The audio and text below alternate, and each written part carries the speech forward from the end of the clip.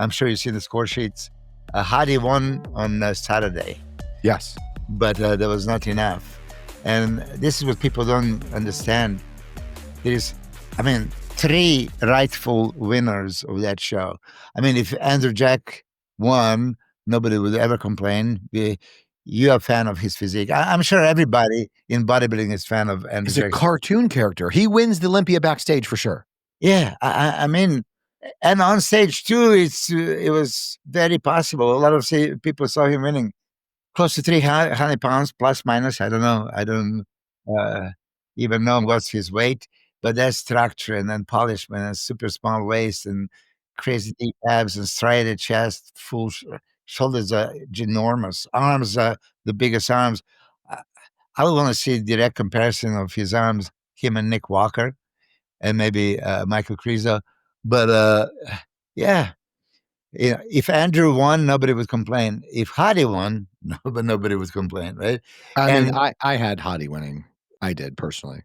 If Derek won, but I'll tell you this: Derek really jumps at you, with all the criticism, and I really had so many criticism like this and this, but then when he poses, he nullifies them, and you don't see it. And I don't know if you've seen breakdown of Tyler Mannion pose by pose. He saw, you see, we would normally say Hadi from the front, and actually Tyler Mannion see front double and a last spread for Derek. And if you see some pictures and videos, you could see why. I've never seen anybody grow the legs this much in such a short period of time. Yeah, I agree. I think legs are the reason why he's Mr. Olympia. I'm serious, because conditioning you can't compare. Hadi is always so much more conditioned, and he's got so much detailed lines everywhere. Yeah, so that was not the case. But Derek was monster. I remember we were attending. I don't know, you were not there yet. Yeah, Regan was there, Cruz was there, and then he came in and then he hit some poses for me. Like you're probably, one of those. Like, is this really happening or what am I seeing? He's thickest guy out there. Like his chest. And now that I know that he tore his chest month before the show, you know that? Yeah. Yeah. How can you train with torn chest and build the packs? He built the more density and some separations, demonstrations going. I think that his most muscular improved dramatically. I think most of the poses improved. Side chest, side triceps. Whoa. You know what's funny, Milos, is I tore my pec in 2012, partial tear, and no deformity, but it swelled up, it bruised, and it was not right for almost 2 years, but I was able to train it a little bit after 3 months, but it forced me to do what you always preach. Full range of motion, lighter weight, squeeze. And I was able in my head to be able to I'm moving only 60-pound dumbbell, but that pec is the only thing that's moving that 60-pound dumbbell. And I was able to do it. And then Evan, a year going into my nationals prep, Evan goes, "Bro, your chest fucking blew up. How'd you do that?" And I'm like, "Well, apparently I tore my pec." And that's why, is it forced me to rethink how I train chest. I got to go in and get an effective workout. And the only way to do that is to learn how to make this light ass weight as hard as possible on my chest. And then my chest just took off. And I'm shocked that Derek actually did this. And what a warrior. Didn't say to nobody, didn't complain. He was just saying, okay, let me prove it to you when I win my Triple Crown, right? And that's what he was saying to me in the tanning room, right? We talk after a win. He was so convinced, which I like. Nick Walker has that confidence. I'm sure Samson had it too. And Hadi, I'm sure. I was just thinking about this. Hadi did 7 Olympias, and really, if he won 6 of them, it would be all right. So now when you say this, I'm not saying, he should win and beat the winners, but in many shows, rightfully, there are more than one winners. It's just, if 7 judges call one guy and 4 the other one, and then in the finals, 6 go for one guy and 5 to the other one, how close that is. Yeah. Yeah. And this is really the case if you see the score sheets. Quickly about the venue, and I know Yeah. they're not having it at the venue next year. They're having it in Vegas still, but not that venue, New right? Orleans. New Yeah. Orleans, That back in and that's where it's always been. yeah. Yeah. And now, in my opinion, I've been to both. I don't know what is better. However, I do like how all the hotels near the New Orleans do have kitchens. Yeah. It's right there. So like all the athletes can be there, be a little easier to kind of navigate back and forth. However, I'm not upset about the hotel I stayed at. It was beautiful. I stayed at the same hotel with Nick Walker at. Cito was there. A lot of competitors there. It was a brand new hotel with kitchens. So I can't complain. But I mean, the overall venue, I thought was nice. I couldn't really see much, to be honest. In other words, when I was at the New Orleans, I was to the way right before. I've been in the center. I've been really close to the front row before, and I could see the stage. I could see the monitors. Now, this venue, I was, the package ticket deal that you get with when you go with an athlete, and Jordan got us tickets, and his wife and I were kind of sitting in the far right corner, and I still really couldn't see the monitor super clearly.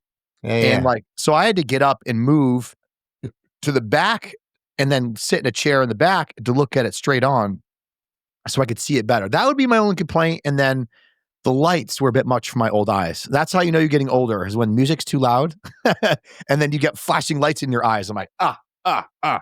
But Yeah. that's about it. But other than that, man, like I didn't have too many complaints. I'm happy, honestly, it's still gonna stay in Vegas, to be honest with you. Like I don't want to go to Florida. I like Florida, but like I like when I go to Olympia, I like it to be Vegas because I can also go to some cool restaurants, go to some shows. I could do other shit there too. You know what I mean? So you pretty much train every day? You said you went to torture gym once and Oh yeah, twice yeah. to uh, New Tech twice and Torture Gym once. And the only reason I went to Torture Gym is to get different pictures and content with their posing room. Their posing room is great. yes, yes, yes. And then their equipment's great too. It's just smaller, of course. I have no complaints to that gym at all. The owner was very nice to us. Great gym. Yeah. You guys got a lot of good gyms, man. Like you got, Unbelievable. and The it's like all pretty close to each other. yeah, the best posing room is the Cult Fitness. Yeah, next time you go there, I mean, it's state of the art. Is that where you were? Yeah, yeah. We went there because Becruz is sponsored by Penata, so he had to train there by contract. Right? Do they have all Panada or they have a plethora of different stuff? Mostly, like yeah, but majority is Penata. Now, was that gym packed with a bunch of people? Yeah, of course. I mean, Lee Peace was there also. Seaban was there. Phil Heath was Oh joining my us. God, it must have been a crazy house. In Vegas during Olympia, I don't think that any gym was empty. Well, dude, remember New Tech? The first day wasn't too bad. Yeah, yeah, yeah, That was what, Tuesday? Tuesday, right? Tuesday. yeah. But in any way, so as far as the contest, if you are judging or if you're the coach and you're all the way to the side, you can't see shit. So yeah, I would like always to be dead center. Even if I'm a little bit behind, I would like to be at dead center because angles don't do nothing. You pose for the front view, not for the any angled side view. Dude, and I also wish that coaches were allowed backstage. I know some are. Some people get the free pass. I don't. Most don't. None of the judges were, none of the coaches are there. I don't think. Aceto can go backstage. There's Really? some people that can go backstage. Yeah. I know Hadi goes backstage. Like, there's some people that can go backstage. I was talking to Hani right before, and I asked him, "Are you going?" He says, "No." And then I didn't want to even attempt because if he was going, I was going to sneak in with him, right? But there was a moment when I went back, either just to bring a blanket because it was super freezing, as you probably heard. Yeah. So I went there, and they made sure to kick me out like as soon as possible, right? So I stayed there just for like maybe 30 seconds, and then there was already on YouTube and Instagram rumors like I was kicked out from backstage. I wasn't. I wasn't. I just went there to deliver something.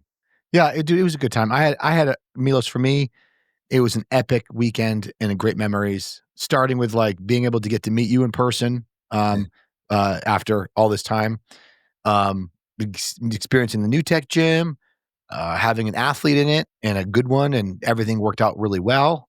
And to the experience of it all, still keeping up with all my clients. I didn't go to the expo. I was like, I chose to continue to answer emails from my clients who were I had other clients competing that weekend too, so other places. So I had to keep up with that. But overall, I was very happy with everything. Everything was fun. It was challenging at times, but fun at times, and overall great experience. And I love the memories that building along the way. And I like, so, what's funny, Milos, is when I do that, I kept thinking about you guys from your era, Uh-huh.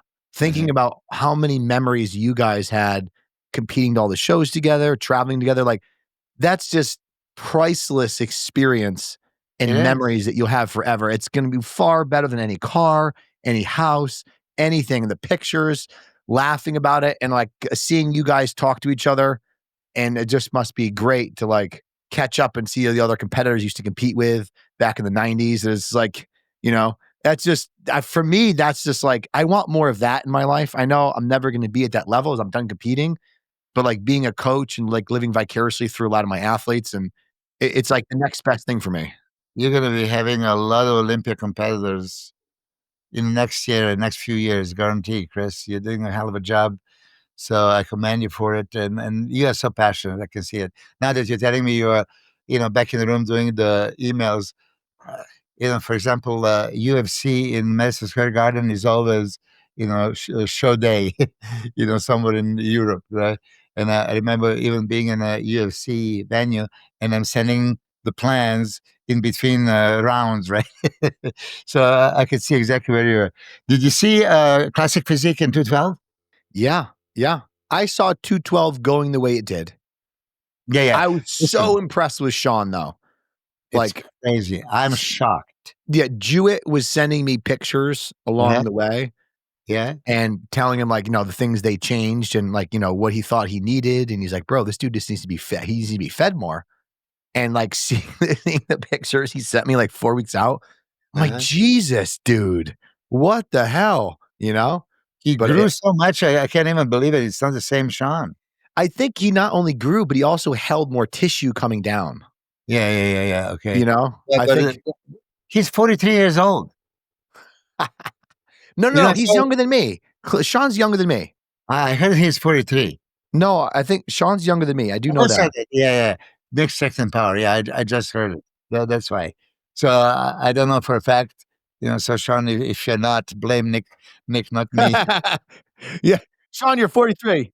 I was impressed because look, William Boniak, Brandon Curry, all over 40 plus and coming in this kind of condition and shape. I think Brandon was phenomenal. But let's go back to Sean. I mean, he expanded a lat width so much, legs are so much fuller. Yeah. And even his narrow shoulders now look, quite wide. Yeah. He's competing against Tonio and Regan in Mexico. And hey, I wouldn't be surprised if Sean can pull it off again. Yeah. I will say though, it's just like, looking at the lineup, like I love Sean. I love Keon too. Keon's just too overwhelming in size and structure. Keon would have to be really off for Sean to knock him out, in my opinion. Yeah, Because, and dude, Kieran was slightly off, right? He he was was slightly.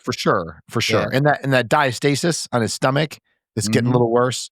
Obviously, when you don't control that well, if you can't, it does look a little funky on stage. Normally, he always controls it, so that's how it is, right? And that was one thing also for Becruz. I mean, Becruz has a flattest stomach you've ever seen in your life, smallest face you've ever Yeah, seen. dude, what's up with that? What's up with the Iranians with like the best midsections ever? Yeah, but at the prejudging, whatever, we kind of changed a little bit, instead of because he had these issues with the teeth. Tooth, yeah. Yeah, so I gave him cream of rice, thinking like, okay, that's like so easy, and probably didn't go well with him because the first time he didn't show the abs that he has. Had he shown his abs, it would be dramatically much better. And if he was that drier, he was very dry on Saturday, but it was too late. As you see now, when they call out the guys right in the confirmation round, I was hoping they're going to go by groups and when you go by groups, then you are independently judged for what you look like, right? But they in confirmation round already top four, 6 to 10, and then 11, to 16, whatever is different. Then you couldn't really move up, Right. So confirmation round was if you're in a group, you could move up, but you cannot, move up into the group above. Oh, well, but listen, I was telling you also, Becruz, and I'm going to tell you, Jordan, I was 11th a couple of times, right? And 11th, like, sucks. I know that Sean Ray would say second place is the first loser. So for him, if you're not winning, nothing else matters, right? He was suggesting to Urs Kaliczynski not to compete at all because what's the point of being 8? Making a top 10 Olympia is a major accomplishment, right? Well, dude, like this is where I disagree with Sean on that big time. Is like, in my opinion, Sean's coming from an elite level of always doing well, right? Didn't he like do well in his first pro show right away? Yeah, but he did place 13 at his first Olympia, though. So So like what I think about in my mind, like I understand the winning mentality, but mhm. like, and the other aspect of the opposite is, say I qualify for Olympia and I'm going to get last place, and I don't go, and I get in a car accident next year, and I never get to stand on Olympia stage ever again the rest of my life. God Like, forbid. I'm gonna take that opportunity to have that experience because I wanna have that experience once at least, and then after that, maybe take 2 years off. But, like, there's certain opportunities that I feel that need to be taken advantage of. 1, 2, Yeah, that was one hell of a lineup. That was what, 20 guys? 20 guys? yeah, 20 guys, 20 elite guys. 20 So elite guys. So that's like the well, top 20 in the world this yeah, past year. And to yeah, place it, even to be in the top 20, to say, hey, you're the top 20 best baseball player in the world, you're the top 20 go-kart racer in the world. Like, I don't care what anybody says. That's incredibly impressive. And there'd be people killing to be on that spot. All right, guys, if you guys want some more bonus footage, some awesome stuff, please log on to ifbb.org for some awesome content.